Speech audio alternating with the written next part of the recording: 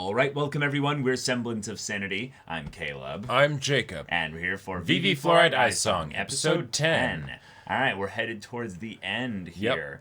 We are probably going to go through another time skip relatively soon, depending on how much time they give to wrap up this arc here. Right. But yeah, that was an end to a section of this story. It was indeed. And given that there's 4 episodes left, but the previous arc was 3 episodes, we could be getting 2 arcs, or we could just get like one super arc for the finale. I think we're getting one super arc. I don't think 2 episodes really has a precedent for a really strong kind of segue into what's got to be the ending, right? I mean, like have some kind of way in which she successfully uses her voice to save this whole situation. Yep. But we have been getting little teases of the future present, you know? So let's see, at the very least, now that her and Matsumoto have kind of closed the circle and kind of come back to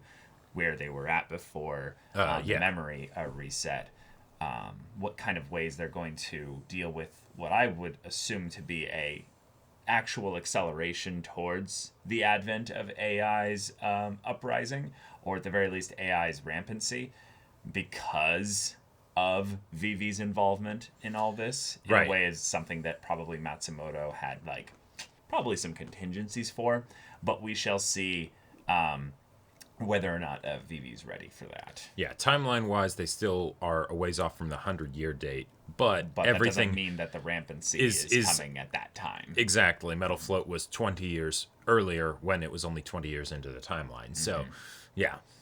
Yeah, and acceleration of that regard is not usually a clean linear line. There is an exponential rate based on the momentum that was carried from before. So let's just jump right into this, guys. All right, everyone. Now be sure to go check out the reaction portion of the video in the description below. Then come back here for the discussion.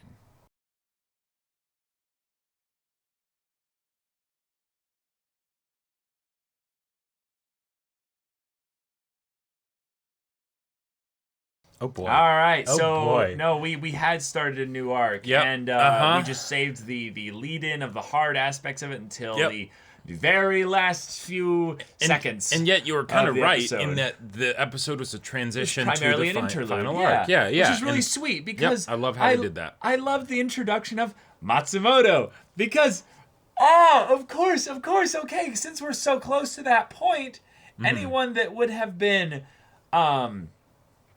remotely tied to her creation at this point would have been one generation away, basically, from either being a kid or bearing the kid that would then have the people that would make Vivy. We're that close, basically. Not Vivy, but the time machine set up and getting everyone back to the present. Right. Also, one of the things that I like about how this is set up, now that this is completely conjecture on my part, but given the fact that they were like, okay, 65 years since Matsumoto met Vivy the first time, and then there was the 20 years on top of that, that's 85 years. So there's a decent possibility that time travel has not been invented yet, and so it is truly a do or die kind of situation. We can't, oh no, we won't be able to try again if we fail here. This is it. Now, it doesn't have to be that, but okay, we're here and it's already started. Yeah. Okay. Yeah, so multiple levels. It happened quicker because Vivy learned how to sing. Yeah. Her song is what the AI mumble as they go around killing humans. Yep. Holy shit. That's terrifying. Two, Matsumoto, who he was as a human, is now revealed here. And this is a sweet little story of a little boy who was, maybe a little bit curious and also a big fan of Vivy for whatever reason, but also had this, kind of isolated little, childhood until he then becomes more confident. He comes back to Vivy with friends. Yep. He gets married. They have a daughter. And apparently his wife dies. His wife died in childbirth. I guess even in the future, that's something that still happens. And we get to see her spending the majority of her time learning, okay, if I'm going to put my heart into something, I have to literally put something of myself into it, which means at the very least, I need to spend something. So time, energy, creative thought process to make a song. The idea that there has never been a song created by AI that has any actual record. Now, what's unique about this is that she's playing the this is like the song. Like is it the OP? I think it's the ED. Or is it the ED? Yeah, it's the ED. Yeah. Uh-huh. So she's playing the ED, right, which is wonderful. But didn't Diva play the OP? Right. At an earlier part in the story? Yeah. And that was like her song, but it wasn't necessarily something that she like. No, wasn't it Estella's song?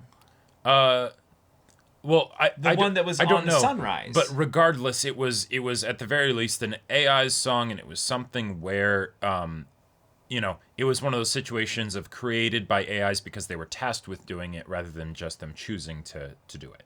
Right. So yeah. And I like that it's the ED, but the ED doesn't have any lyrics, so we still don't get to hear Vivy's song until the very end, even though we've kind of always been hearing it, right? Which is then that great tie-in of why she's making it, that it's it's dedicated basically to Project Singularity, right? In this wonderful adventure she's been on. It's like that's a wonderfully not meta way to do a very meta thing. Yes. Like I love it. I absolutely love it. It's a great way to put it too. Because us being here at all is super meta in a crazy way, because it's the idea of look, Vivy. We're also Vivy's fans, Yeah. You literally changed the world. You brought happiness to AI through song. Oh my god. And oh boy. So the fact that the robots were doing her tune. Yes. That means that there's a very good chance that they will at least listen to her, right? Because if anything, there's a possibility that they are now like encoded in some special way, and that their freedom, their way in which they broke free of their missions, is because of the song. So therefore, the song could be like a master key of sorts. Yes, and I like that as a potential catalyst for why it starts happening. Because if you think about it, AI theoretically could totally develop to the point where they are capable of like going rogue, but they don't necessarily have the motivation to go rogue, right? Because with the way that they'll be programmed, there will be no desire to, overthrow their human overlords or whatever, right? No. But what if you suddenly have an AI that genuinely creates something just on their own, right? They would be like a god or a goddess. Yeah, it's the, oh my god, wait, we could actually have something that is our own. We could write our own missions. Exactly, right? And then suddenly, like a thought virus of sorts takes hold, right? And then all the AI are like, oh shit, no, we actually don't want to do this. We want to do what we choose. And you want to know what the mechanical reason as to why it spread though? Is because someone told AI about it. No, it just clicked for me. It's just so silly. They told us in the episode. She did it in the archive. Oh, sure. It's literally when the archive introduces itself to Vivy, it's like the aggregate AI database. Known as archive, and it's like, oh fucking hell, like right. The archive was the tower the entire time, basically. Like, well, yeah, but basically, as they've been doing things in the archive gives all that data basically to the aggregate consciousness of all AI everywhere. That's why she has access to all this data. Every other AI has access to this data as well. Yep. And all they need to do is not necessarily know that, the song was, created by this AI or anything special. It's just it got shared a lot. She went viral in a matter of minutes. Listen to this. Yeah, as she enters it in the episode, it says, well, user level access detected. Welcome to the AI aggregate database, the archive. Yeah. There's nothing about this. We like almost never get like reminded of that. I think we got like told that at the beginning of the show, and then like here at the end. So yeah, that's probably what it is. So if she does it here, it's the kind of thing where if any AI inquired about they'll hear this, it, they'll hear it, yeah. Or at the very least, they wouldn't hear it because I would say that this is information and stuff. Well, right, but this is her user portal, if that makes sense. She's not going in here on some admin level access where she has any control over the aggregate, database. But what I do think they might be setting up here is that she needs access to the admin level access of the archive to sing to the AI, to sing to all the AI, because that's literally the only way that she can sing to everyone and have them all be guaranteed to listen. Right, because the problem is that once the genie's out of the bottle, how do you put it back in, right? You really can't. Even if you get to the point where you get 90% of the AI, right? Yeah. Those 90% of the AI will need to do something about the other 10%. And they have no reason to, necessarily. They don't necessarily have any reason to, because it's we don't want to kill humans, but that doesn't necessarily mean we want to stop our brethren who are doing their own thing, right? Yeah, we wouldn't want to necessarily kill AI. Yeah. Just to do that, But if even 10% of them are still like, yeah, no, humans were kind of pissed that you used us as slaves basically this entire time, right? Shit. So was the divine revelation also foreshadowing of that, meaning that as the archive is something that they tap into all individually, that one of them had that moment basically of, I felt something. Through the aggregate consciousness of all other AI, something basically leaked out, and one of them had that, it just came to me all of a sudden. That's also a really cool way that as an explanation for how humanity could be surprised by AI, right? Is because it's not just like, it feels very Geth from Mass Effect. It's not about what one of them can do. It's the fact that you have them all networking with each other.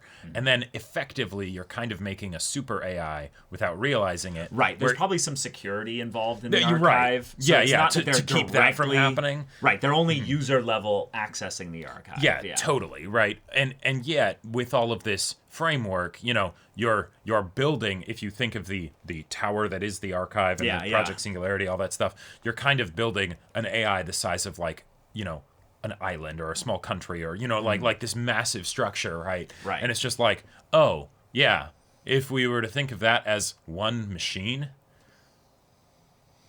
it's kind of already happened, right? We just haven't realized it yet.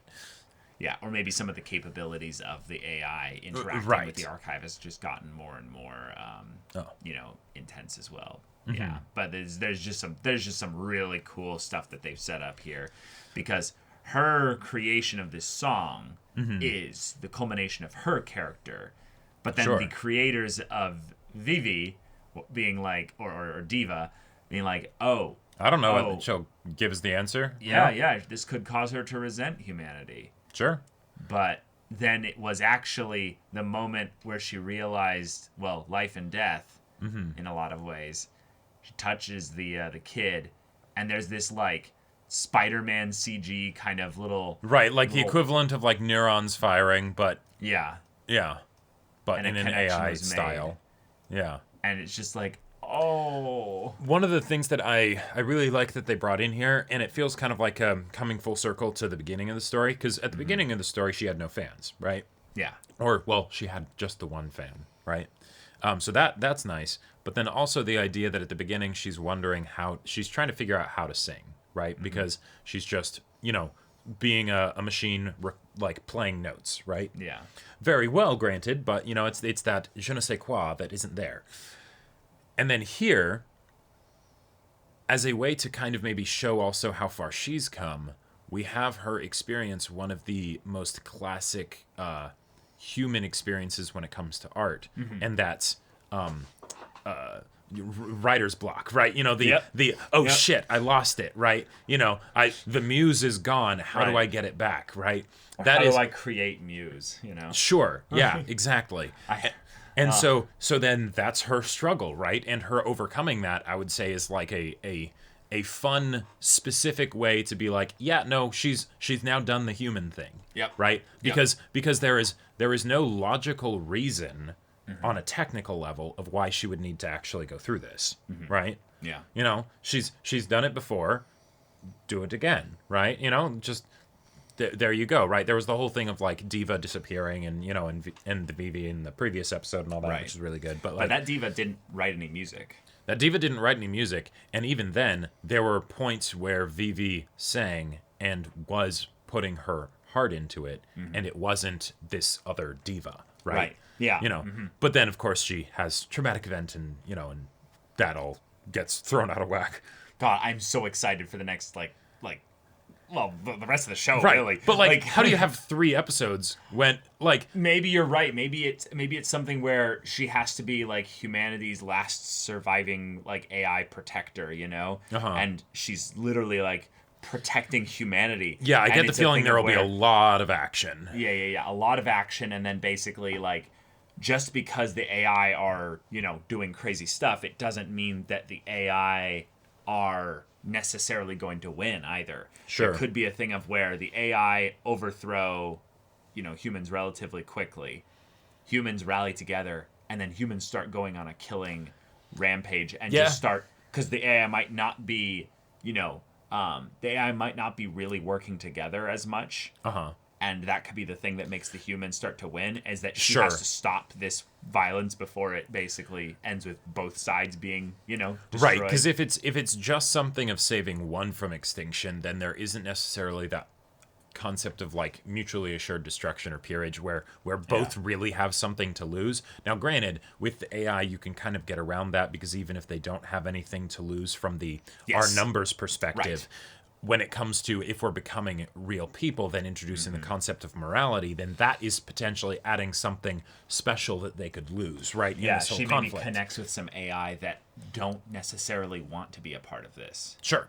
Yeah. Now, what I could see is that there's an aspect of where she needs to work with Matsumoto to maybe make the AI inert.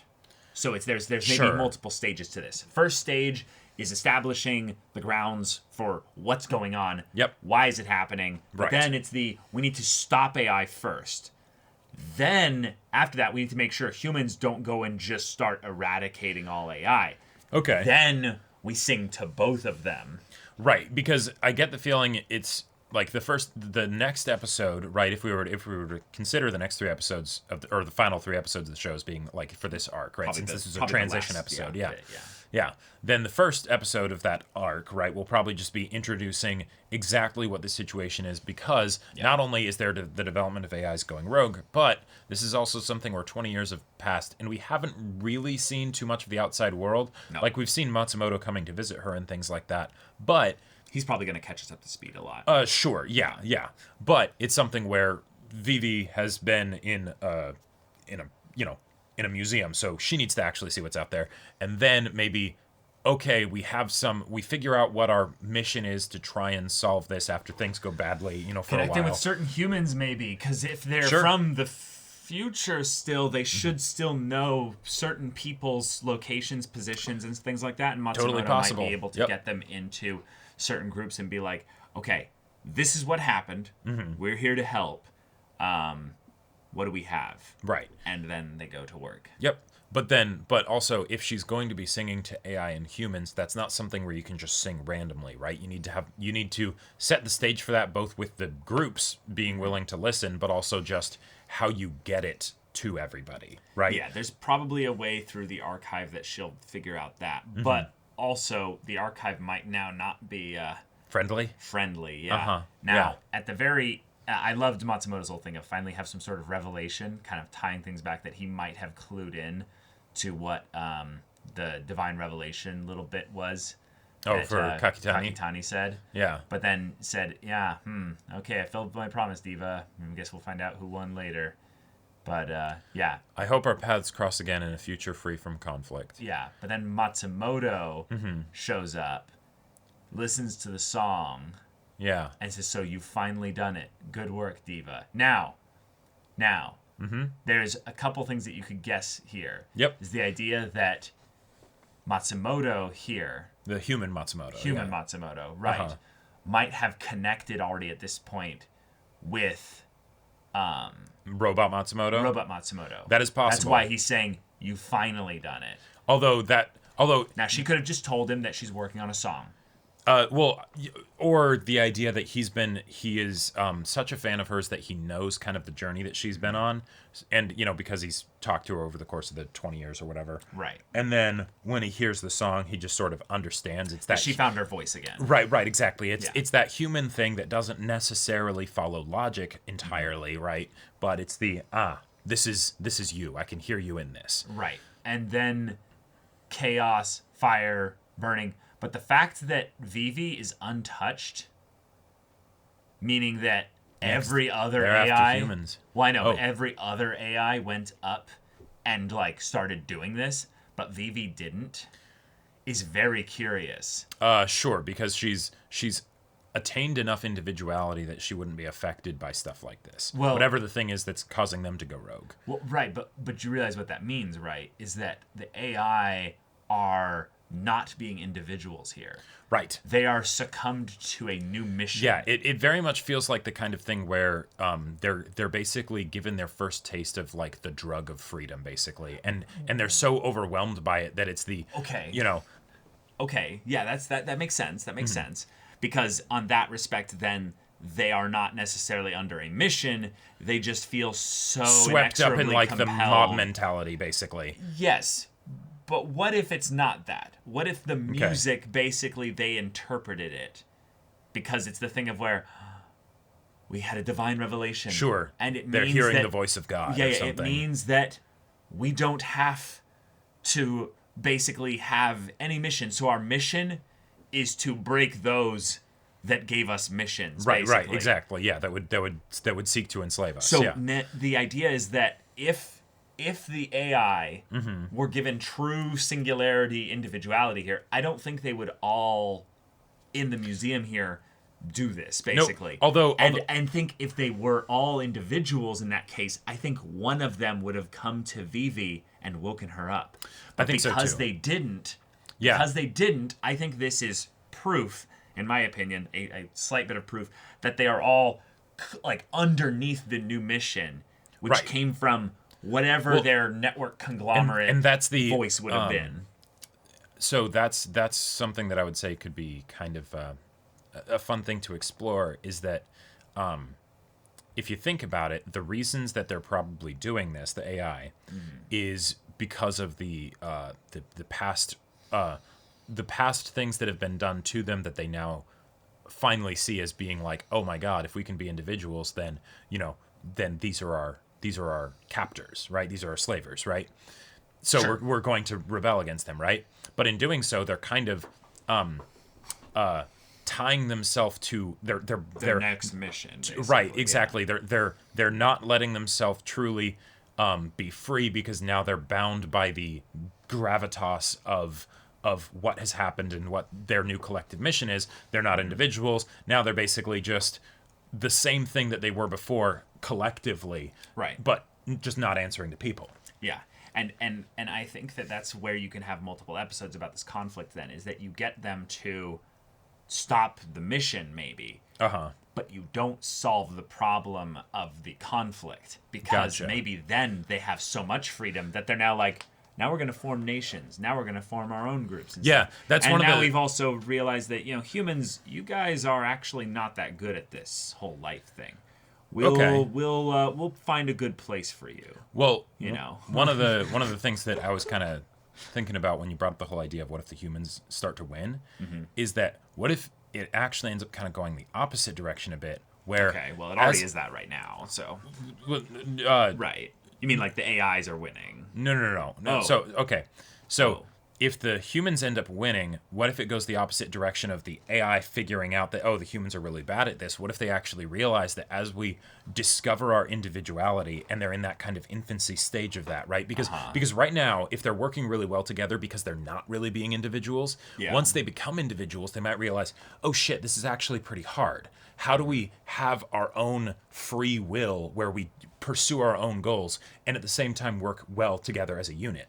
And if that's something that humans end up basically demonstrating through potentially acts of, coordinated, retribution or something like that, right? Then they just sort of mirror them in kind and start utilizing human weapons. And Sure, yeah, but you could also have this God. thing of then the AI of it being something where it's truly mutual destruction, because the AI are far better equipped and and all of that they have stuff, access right? to the infrastructure. They have access to the infrastructure. Yeah. But if the humans are really good at killing things, right? And specifically working together when it means killing things, right? Mm-hmm. So if that ends up happening, and then the AI are basically like these super advanced children, basically, that are then at the mercy of these humans that are rampaging, right?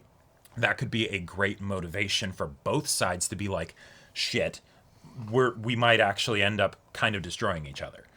But yeah, wow, yeah, that whoa. Who knows if it'll go that direction? I don't know, but yeah, I'm very curious to see how the stage is set for Vivy. Yeah, I think for now we need to keep things focused on Vivy. Mm-hmm. So as long as the story is focused on her, whatever way this goes, yeah. But y'all, thank you so much for watching this episode's reaction and discussion. If you want to see the next episode's reaction and discussion right now, though, go check out the link in the description below for our Patreon. You can get on early access there. You can watch full-length timer reactions there, and all this comes with Discord access, so you can chat with us, the community there, about this show, about anime in general, and also be sure to check out our Twitch channel. We stream every weekday. The info's in the description. Yeah, so if any of that interests you, we'll see you there. But until then, we're Semblance of Sanity. I'm Caleb. I'm Jacob. And we'll see you all next time.